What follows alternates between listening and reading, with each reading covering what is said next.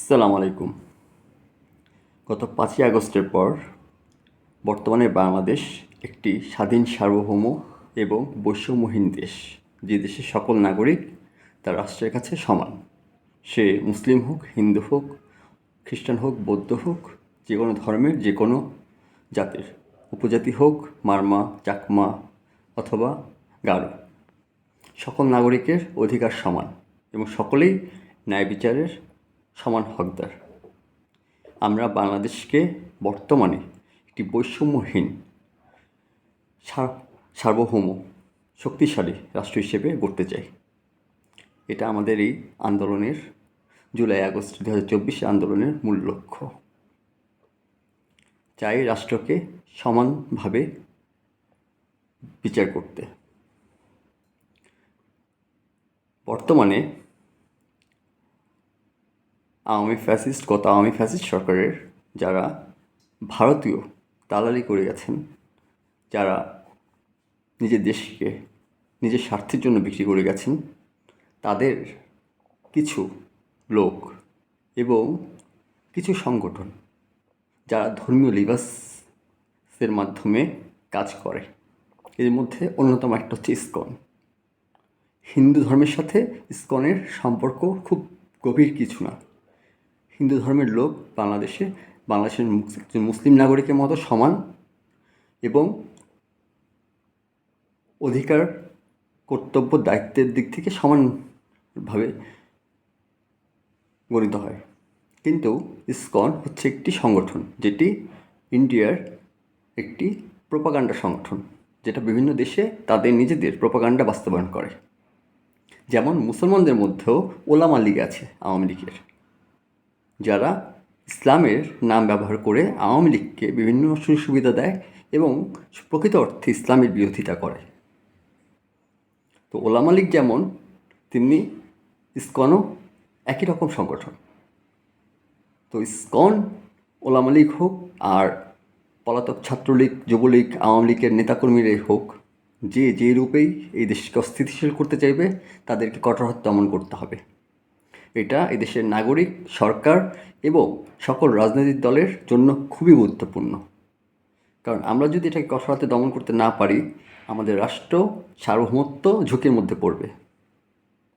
আমরা 1947 সালে ব্রিটিশ থেকে স্বাধীনতা লাভ করি, 71 সালে পাকিস্তান থেকে স্বাধীনতা লাভ করি এবং এই 24-এর আন্দোলনে 5ই আগস্ট ভারতের আগ্রাসন থেকে নিজেদেরকে স্বাধীন করি। অনেক রক্তের বিনিময়, অসংখ্য হাজারো ভাইয়ের রক্তের বিনিময়, হাজারো ছাত্র জনতা, সকল শ্রেণীর, সকল ধর্মের, সকল পেশার মানুষের রক্তের বিনিময়। এই আন্দোলনে অসংখ্য হিন্দু, খ্রিস্টান, বৌদ্ধ এবং উপজাতি যারা আছেন তারাও সমানভাবে অংশগ্রহণ করেছেন এবং সমানভাবে অংশীদার ছিলেন। তাই সকলকে সম্মান জানিয়ে একটা ঐক্যের খুবই গুরুত্বপূর্ণ দরকার বাংলাদেশে এই মুহূর্তে, এবং সরকারকে এই ইসকন এবং ওলামা লীগ টাইপের দলগুলোকে শক্তিশালীভাবে নির্মূল করা খুবই গুরুত্বপূর্ণ। এদেরকে যদি নির্মূল করা না হয়, এদের সাথে যদি শিথিলতা দেখানো হয়, তাহলে বাংলাদেশের সার্বভৌমত্ব প্রশ্নের মুখে পড়বে এবং ভয়ঙ্কর পরিণতি বাংলাদেশের জন্য আসতে পারে। তাই এই মুহূর্তে বাংলাদেশের সরকার, ছাত্র জনতা এবং সকল রাজনৈতিক দলকে ঐক্যবদ্ধ হয়ে এবং মুসলিম, হিন্দু, খ্রিস্টান, বৌদ্ধ সকলকে ঐক্যবদ্ধ হয়ে দেশের সার্বভৌমত্ব রক্ষার জন্য কাজ করতে হবে।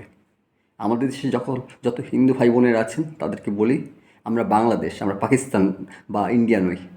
যে ইন্ডিয়া নিজের দেশের মধ্যেই নিজেদের দেশের অবস্থায় নিজেদের দেশের মানুষকে ভয়ঙ্কর অবস্থার মধ্যে ফেলে অন্য দেশের ব্যাপারে খুব বেশি নাক গলায়।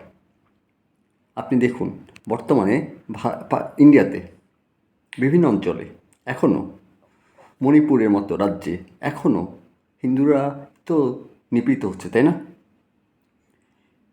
ইন্ডিয়াতে নিজেদের রাজনৈতিক স্বার্থের জন্য তারা মুসলিম হিন্দু ডিভাইড অ্যান্ড রুল প্লে করে নিজেদের স্বার্থ উদ্ধার করছে এবং হিন্দু মুসলিমকে গণহারে মৃত্যুর মুখে ঠেলে দিচ্ছে।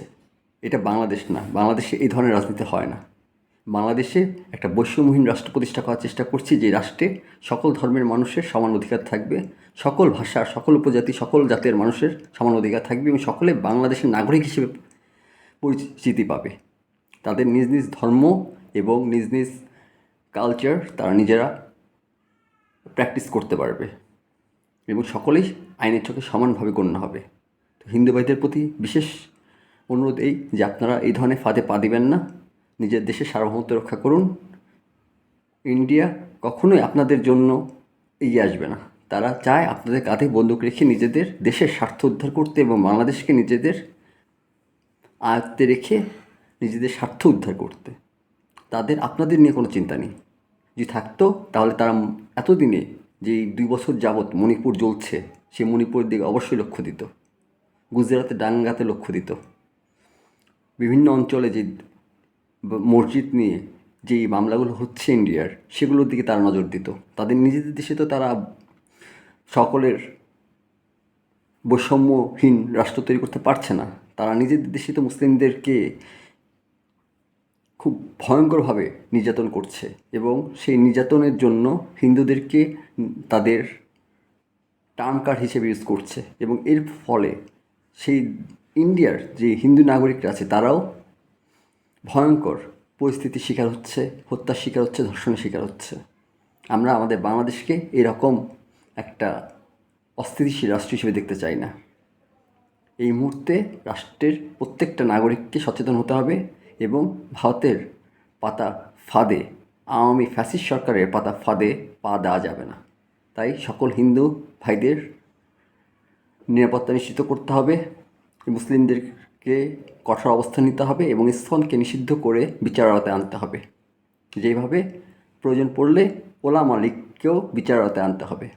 যারা আওয়ামী ফ্যাসিস্ট সরকার দালালি করবে এবং আওয়ামী ফ্যাসিস্ট সরকারকে ফিরিয়ে আনার চিন্তাও করবে, তাদেরকে আইনের আওতায় আনতে হবে।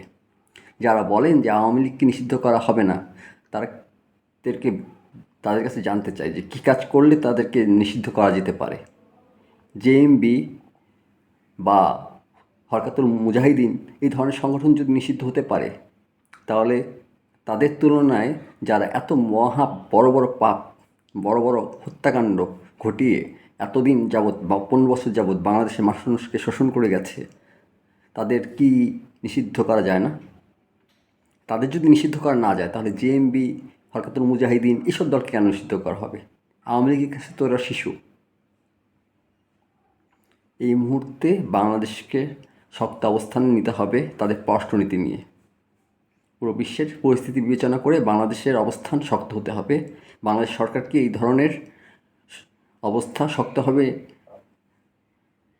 হ্যান্ডেল করতে হবে এবং প্রতিটা নাগরিক, ছাত্র জনতাকে আবার ঐক্যবদ্ধ থাকতে হবে এবং প্রত্যেকটা রাজনৈতিক দলকে এই সময় রাষ্ট্রের পক্ষে এবং রাষ্ট্রের সরকারের সাথে মিলে এই ষড়যন্ত্রের মোকাবেলা করতে হবে। বিএনপি এবং জামাত ইসলাম সহ যতগুলো দল আছে, বামপন্থী দলগুলো একসাথে মিলে কাজ করতে হবে বাংলাদেশের সার্বভৌমত্ব, স্বাধীনতা রক্ষার জন্য। এটা খুবই গুরুত্বপূর্ণ। ভালো থাকবেন। জাযাকাল্লাহ খাইরান।